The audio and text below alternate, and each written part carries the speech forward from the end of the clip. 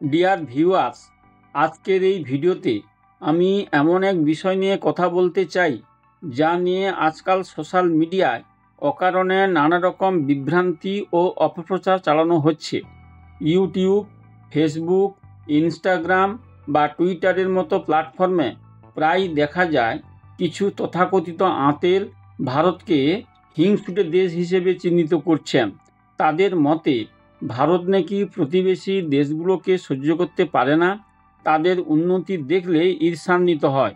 এই অভিযোগ আসছে কখনো পাকিস্তান, কখনো বাংলাদেশ, কখনো চীন বা মালদ্বীপের নাগরিকদের মুখ থেকে।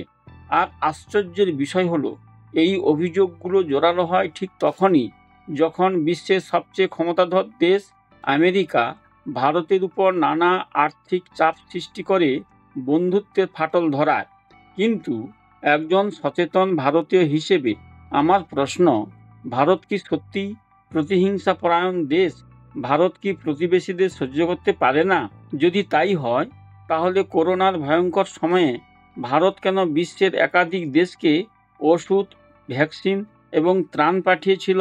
তুরস্কে ভয়াবহ ভূমিকম্পের পর ভারতীয় সেনারা কেন দিনরাত খেটে মানুষের প্রাণ বাঁচিয়েছিল? বাংলাদেশ, শ্রীলঙ্কা, মালদ্বীপ এদের অর্থনৈতিক সংকটে ভারত যেভাবে সাহায্যের হাত বাড়িয়েছে, তাতে কি প্রতিহিংসার কোনো চিহ্ন আছে? আসলে ভারতের প্রতি এই অভিযোগ একেবারেই ভিত্তিহীন। চলুন, কেন তারা এই রকম অভিযোগ করছে সেটা একটু একটু করে বিশ্লেষণ করি। ভারতের প্রধানমন্ত্রী রাজীব গান্ধীর মৃত্যুর পর ভারতের রাজনীতি এক প্রকার অনিশ্চয়তার মধ্যে পড়ে। মাত্র কয়েক বছরের মধ্যে দেশ পায় একের পর এক প্রধানমন্ত্রী, যেমন ভিপি সিং, চন্দ্রশেখর, আইকে গুজরাল, এইচডি দেবগৌড়ার মতো শাসকদের, যারা কেউই 5 বছরের পূর্ণ মেয়াদ শেষ করতে পারেননি। ফলে দেশের প্রশাসন ও অর্থনীতি স্থবির হয়ে পড়ে। প্রাকৃতিক সম্পদ, দক্ষ জনশক্তি, বিশাল মানব সম্পদ সব থাকা সত্ত্বেও দেশ এগোচ্ছিল না। তখনও ভারতের ভাবনা সীমাবদ্ধ ছিল কৃষি নির্ভর অর্থনীতিতে, আর বিদেশি বিনিয়োগের আশা ছিল খুবই ক্ষীণ। ভারতের ভাগ্য বদলাতে শুরু করে 1991 সালে, যখন প্রধানমন্ত্রী পিভি নরসিম্হা রাও এবং অর্থমন্ত্রী ডক্টর মনমোহন সিং দেশকে মুক্ত অর্থনীতির পথে হাঁটান। তারা প্রথমবারের মতো বিদেশি বিনিয়োগের দরজা খুলে দেন।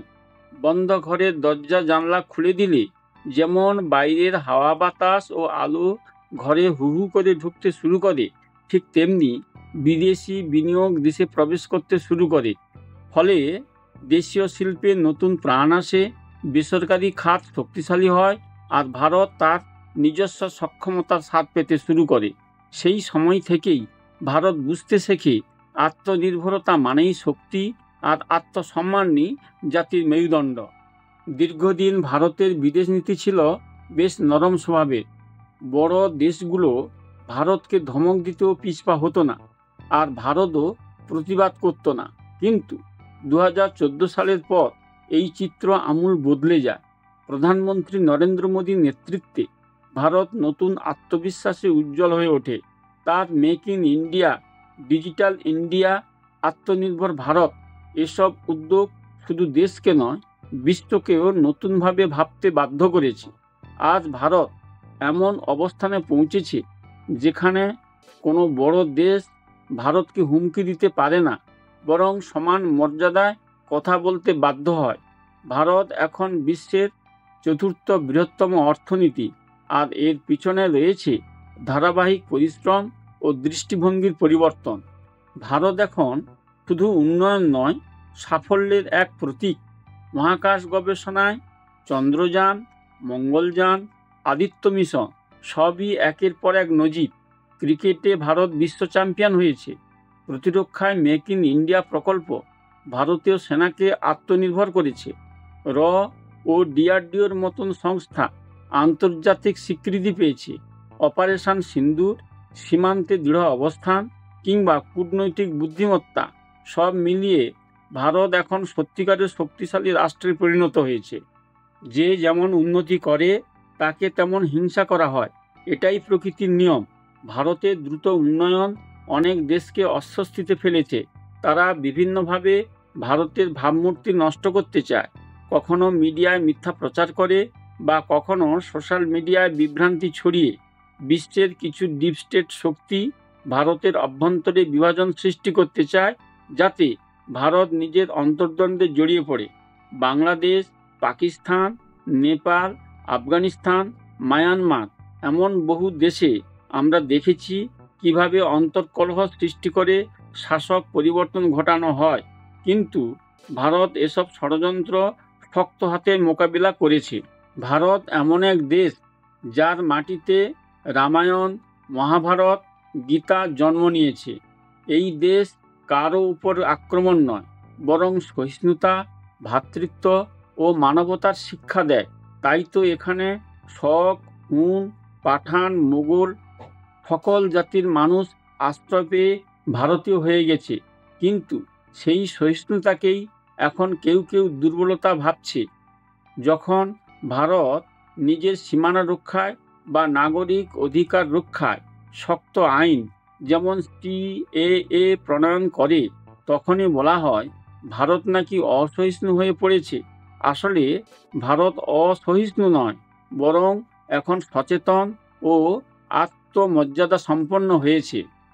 যেমন প্রতিটি দেশের নিজস্ব গোয়েন্দা সংস্থা থাকে, তেমনি ভারতেরও রয়েছে এর কাজ দেশের নিরাপত্তা রক্ষা করা, আগাম বিপদের সংকেত দেওয়া। কিন্তু কিছু দেশ ও মিডিয়া সম্পর্কে বিভ্রান্তিকর তথ্য ছড়িয়ে ভারতের ভাবমূর্তি নষ্ট করার চেষ্টা করে। এই প্রচেষ্টা আসলে ভারতের বিরুদ্ধে তথ্যযুদ্ধের অংশ, যা আমাদের সবাইকে বুঝে মোকাবিলা করতে হবে। আজকের ভারতের প্রশাসনে রয়েছে একঝাঁক প্রখর মেধাবী নেতা, প্রধানমন্ত্রী নরেন্দ্র মোদী, স্বরাষ্ট্রমন্ত্রী অমিত শাহ, অর্থমন্ত্রী নির্মলা সীতারামন, পররাষ্ট্রমন্ত্রী S জয়শঙ্কর, প্রতিরক্ষামন্ত্রী রাজনাথ সিং, জাতীয় নিরাপত্তা উপদেষ্টা অজিত দোভাল, যাদের যৌথ নেতৃত্বে ভারত এক নতুন উচ্চতায় পৌঁছেছে।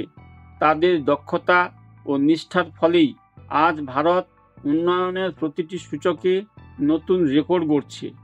আর এই সাফল্যই অনেকের গাত্রদাহের কারণ হয়ে দাঁড়িয়েছে। ডোনাল্ড ট্রাম্পের আমলে আমেরিকা ও ভারতের সম্পর্ক এক অদ্ভুত টানাপোড়েনে জড়ায়। প্রথমে বন্ধুত্ব, পরে বাণিজ্য যুদ্ধ। এই দ্বৈরথ দেখিয়ে দিয়েছে আন্তর্জাতিক রাজনীতিতে চিরবন্ধু বলে কিছু নেই। রুশ ইউক্রেন যুদ্ধে ভারতকে যেভাবে কাঠগড়ায় দাঁড় করিয়েছে, তাতে এটা ভারতকে নিশ্চিত করেছে যে আমেরিকা তার স্বার্থে বন্ধুত্ব করে আর প্রয়োজনে দূরত্বও তৈরি করে। ভারত সেই বাস্তবতা বুঝেছে এবং নিজের নীতিতে অটল থেকেছে। সেটাই তার বড় সাফল্য। ডিয়ার ভিউয়ার্স, আমরা যারা প্রাণের চেয়েও দেশকে ভালোবাসি, তাদের হৃদয়ে ভারতের প্রতি এই অপবাদ গভীর আঘাত দেয়। তবে মনে রাখতে হবে, যে দেশ এগিয়ে যায় তার সমালোচকও বাড়ে। যারা পিছিয়ে পড়ে তারা হিংসা করবে, যারা সমান্তরালে ছিল তারা প্রতিযোগিতা করবে, আর যারা শীর্ষে তারা ভয় পাবে। তাই এই সব নিন্দা, অপবাদ বা মিথ্যাচার নিয়ে আমাদের উদ্বিগ্ন হওয়া নয়, বরং গর্ব করা উচিত। কারণ এসবই প্রমাণ করে ভারত এখন বিশ্বের কেন্দ্রবিন্দু। ভিউয়ার্স, আমার এই বিশ্লেষণ আপনাদের কেমন লাগলো তা কমেন্ট করে জানাবেন। আপনাদের যদি অন্য কোনো মতামত থাকে তাহলে তাও জানাবেন। আর ভিডিওটি যদি ভালো লাগে তাহলে লাইক ও শেয়ার করবেন। আর এরকম আরও ভিডিও পেতে চাইলে চ্যানেলটিকে সাবস্ক্রাইব করবেন। আজ তাহলে ভিডিওটি এখানে শেষ করছি। ফিরে আসবো আবার কোনো নতুন ভিডিও নিয়ে। ততক্ষণ সবাই সুস্থ থাকবেন ও সুরক্ষিত থাকবেন। জয় হিন্দ, জয় ভারত।